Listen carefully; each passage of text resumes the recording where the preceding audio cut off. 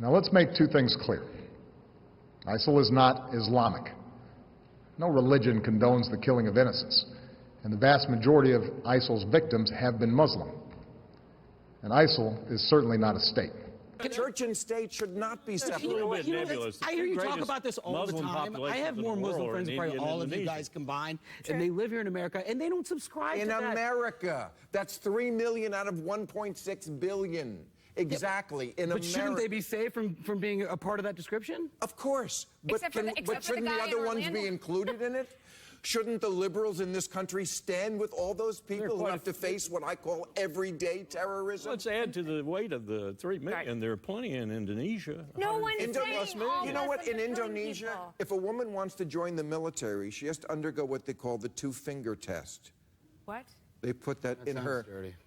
It is dirty. They want to see if she's a virgin. And this is the moderate country that they hold up as an example. And look, and this is part of the U.S.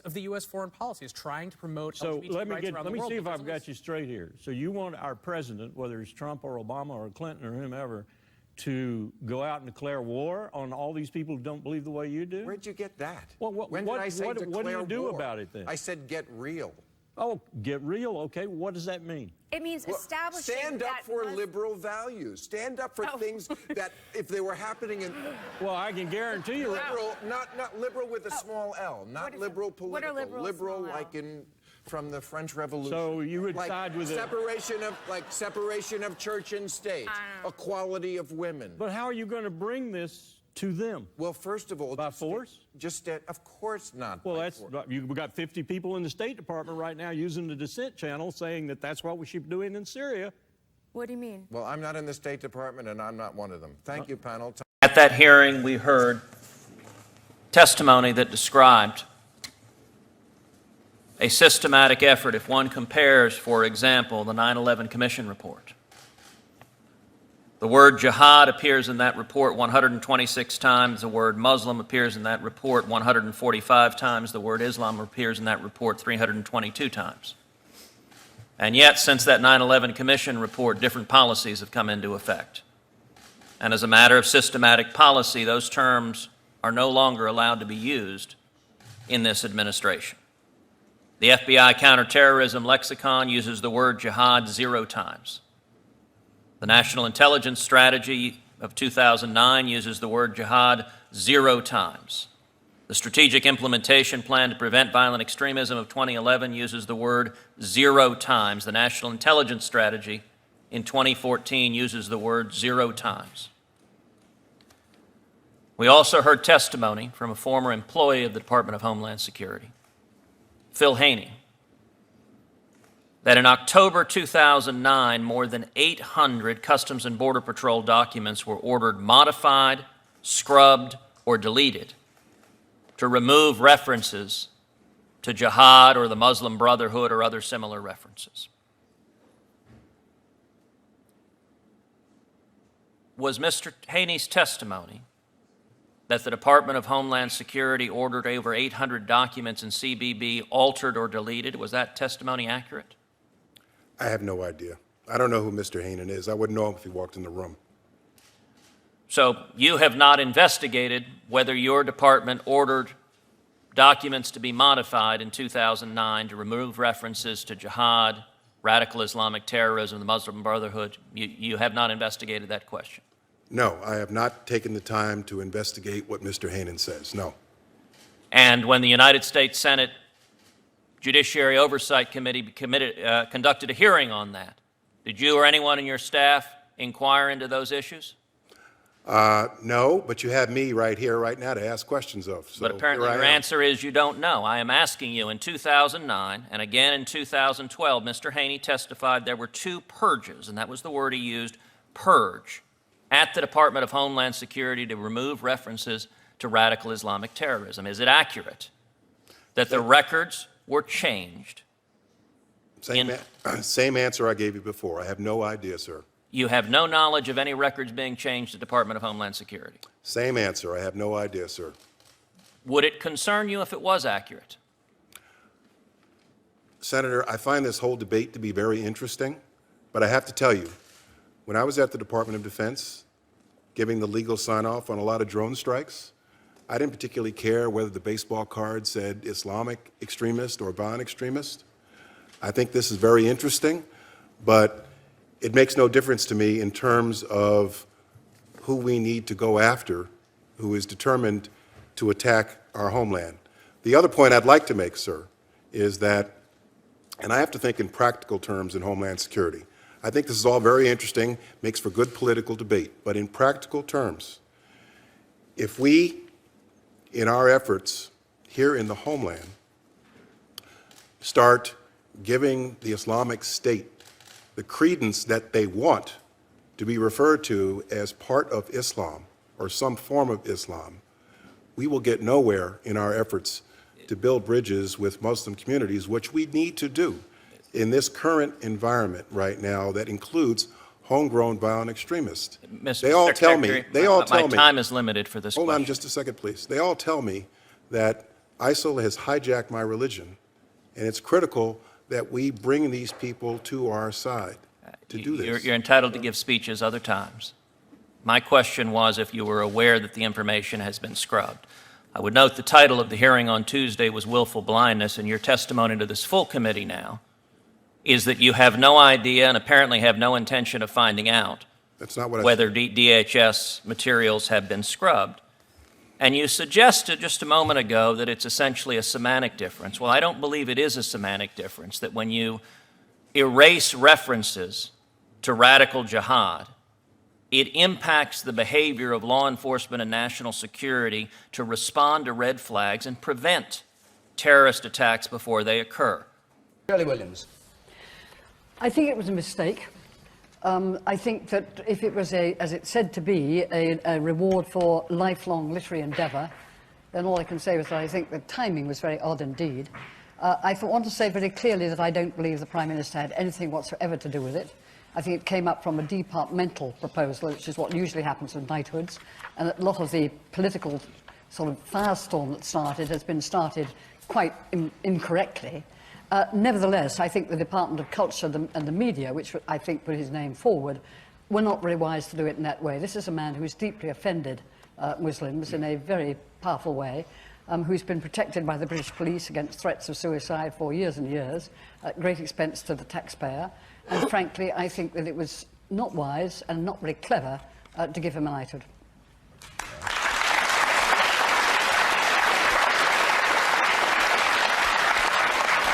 Christopher Hitchens. I think that's a contemptible statement, and I think everyone who applauded it should be thoroughly ashamed of themselves. Do you think, really, that it's a waste of time and money defending free expression from suicide murderers? If you do, can you think of a better cause the money should go on? When I hear Idle talk about how this country and this culture could or should punch above its weight, as we say, I think, well, what do we have that's better than our language? And isn't it extraordinary that we have an author who has helped spark a renaissance of writing in the subcontinent that's produced a whole new branch of English literature there written in our language, who knows it better than, I may say, some of our politicians appear to do. Tariq Ramadan, who you may have heard of, who's become something of a self-appointed spokesman for Islam in Western Europe, had the following to say the other day, a man with whom I've often disagreed. He said, "It is entirely up to the British who they nominate for an award." I hope you'll at least agree with that. Oh, you don't? All right. He went on to say something perhaps you don't know. He said the protests against it in Pakistan are purely a matter of violent, vicious internal politics there. It's part of a jostling for position. People who claim to be offended can by all means do so. It takes a lot to make me cry. But people who say, I'm so offended I'm going to start suicide bombing in my country, have to be told, no, that's an unpardonable interference in our internal affairs. And it shouldn't have been our High Commissioner who was called in by the Pakistani government to be lectured. We should have hauled in the envoy of Pakistan here and said, stop that right now, or do without all the aid we give you. Okay. Do without the protection and alliance that you've prospered from out of our kindness and generosity. Okay.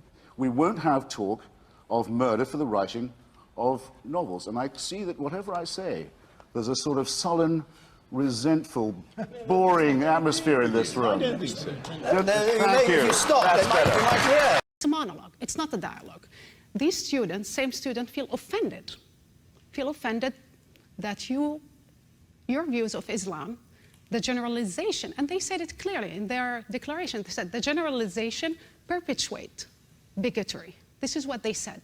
Look, I am all for freedom for speech. I love debates. I hate monologues. When you invite somebody to a commencement speech, you said it, it's about the students.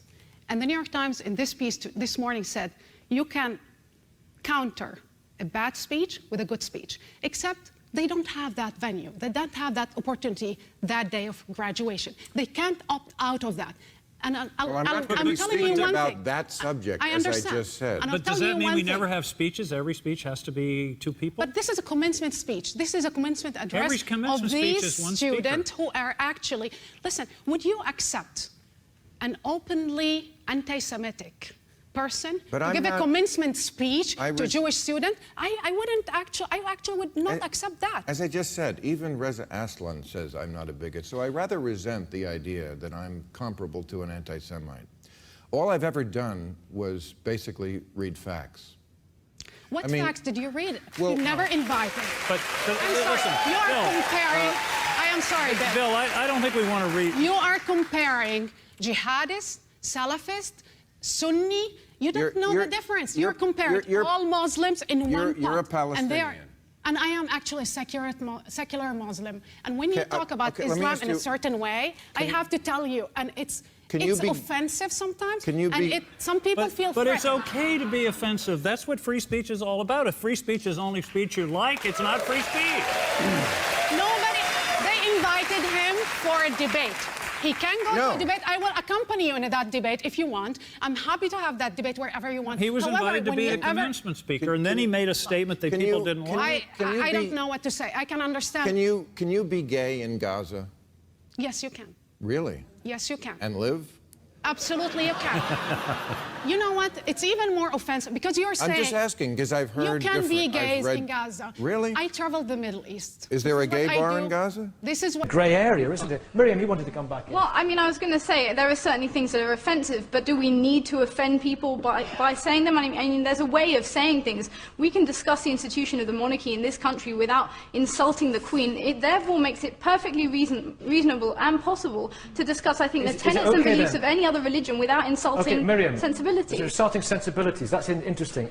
Without insulting sensibilities. Okay, some Muslims think that music and dancing are haram and should be forgiven, not forgiven, wrong word, Freudian slip, forbidden, haram, that it's forbidden. So if I were to say, music, forbidden, haram, that is just bonkers. Now, some people are going to find that extremely offensive, aren't they? Have I offended sensibilities? Do I have the right to say that? I think if people that are used to having debates within the interfaith debates are pretty familiar with the codes and practices of different religions and understand where those boundaries lie. And certainly that would not be one of those boundaries. But there are certain things that even people with no religion would find offensive. If I was to come on TV and start insulting, you know, I mean, I hate to be crass, but your mother, that would be extremely offensive. Now, we feel as strongly about our mothers as we do about the Prophet Muhammad. That doesn't mean you can't discuss what he says, the message he brings. People in this country but put there's up no with need being to be crass offended. about Walking it. down the street, you get offended. There's somebody wearing something you don't like, or you Absolutely, you and we get get on offended. with it. It's part of being grown up. It's just accepting the fact that you get your feelings trodden upon.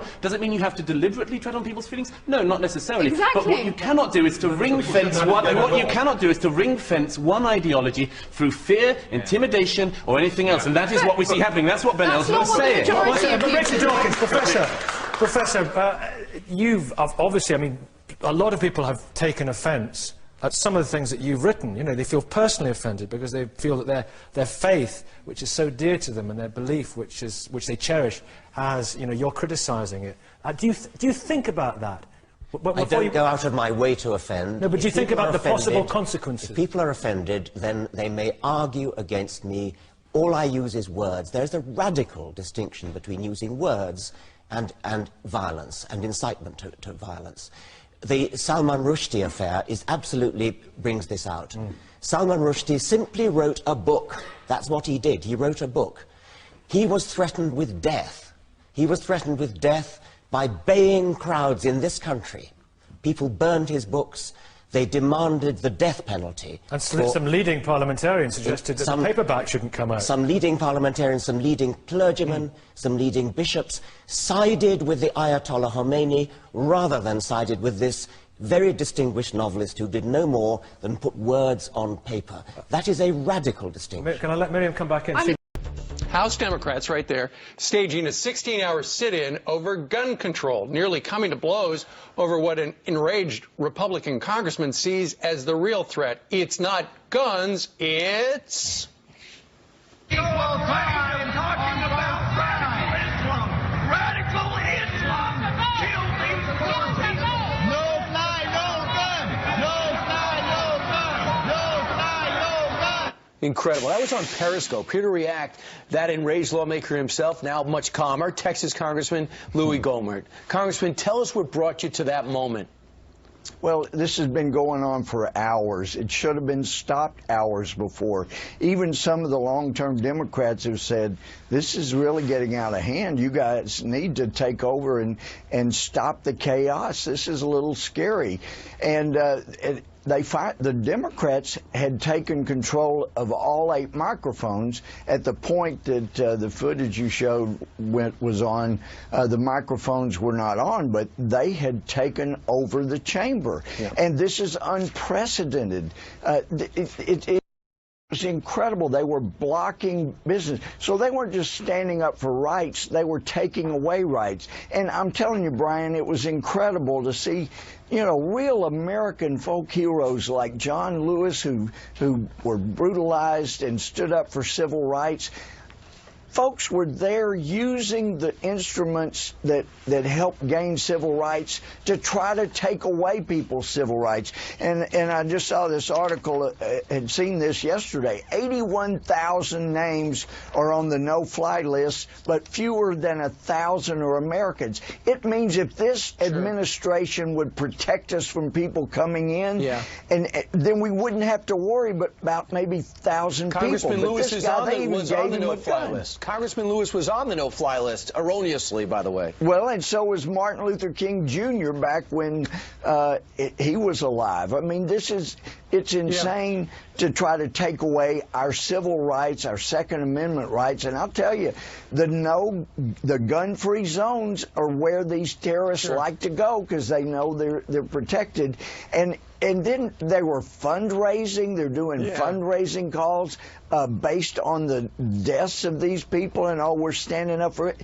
It is just so outrageous what was going on. Right. Well, and Congressman, line reads this: Romney's statement on Libya. Email says this is what Ben was talking about. I assume Ben is the now somewhat famous Ben Rhodes, author of the Talking Points memo.